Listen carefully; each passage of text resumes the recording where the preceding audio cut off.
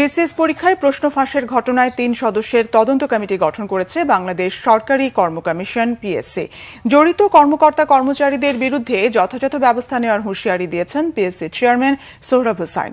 এদিকে আটক ১৭ জনের মধ্যে ৭ জন প্রশ্ন ফাঁসে জড়িত থাকার কথা আদালতে স্বীকার করেছে। আর পিএসসির গাড়ি চালক আবেদ আলীর ছেলে সিয়াম সহ ১০ জনকে কারাগারে পাঠানোর নির্দেশ দিয়েছে আদালত। অন্যদিকে প্রশ্ন ফাঁসে জড়িত থাকার অভিযোগে আটক ১৭ জনেরই ব্যাংক হিসেব জব্দ করেছে বাংলাদেশ ব্যাংক। সৈকত সাদিকের প্রতিবেদন। বিসিএস সহ বিভিন্ন সরকারি চাকরির পরীক্ষার প্রশ্ন দীর্ঘদিন ধরে ফাঁস করে আসছিল একটি চক্র। পিএসসির গাড়ি চালক আবেদ আলী, পিএসসির কর্মকর্তা কর্মচারীরা এই অপরাধে জড়িত। ৫ জুলাই অনুষ্ঠিত বাংলাদেশ রেলওয়ের পরীক্ষার প্রশ্নও ফাঁস করেন তারা। একটি বেসরকারি টেলিভিশনের অনুসন্ধানী প্রতিবেদনে এইসব তথ্য বেরিয়ে আসে। মঙ্গলবার এই ঘটনায় ৩ সদস্যের তদন্ত কমিটি গঠন করে পিএসসি। এক সংবাদ সম্মেলনে পিএসসির চেয়ারম্যান জানিয়েছেন, দায়ীদের বিরুদ্ধে তদন্তের ভিত্তিতে ব্যবস্থা নেওয়া হবে। সর্বোচ্চ গুরুত্ব দিয়ে সেটি আমরা বিবেচনায় নিয়েছি এবং সিআইডি তদন্ত করছে, আপনারা জানেন, এবং আপনি বলছেন কয়েকজনকে গ্রেপ্তারও করা হয়েছে এবং এই অফিসারও কয়েকজন আছে এর মধ্যে।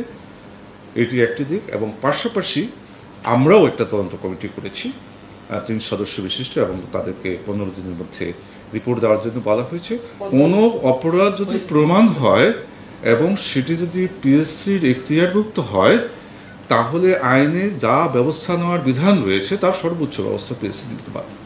এই ঘটনায় পল্টন থানায় দায়ের করা মামলায় সোমবার রাতে ১৭ জনকে গ্রেপ্তার করে সিআইডি। তাদের মধ্যে ৭ জন প্রশ্ন ফাঁসে জড়িত থাকার কথা আদালতে স্বীকার করেছে। গাড়ি চালক আবেদ আলীর ছেলে সহ ১০ জনকে জামিন আবেদন না মঞ্জুর করে কারাগারে পাঠিয়েছে আদালত।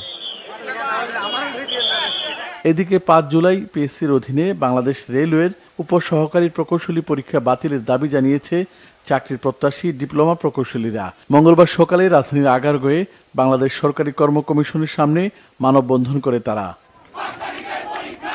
সৈকত সাদিক, বাংলা ভিশন, ঢাকা।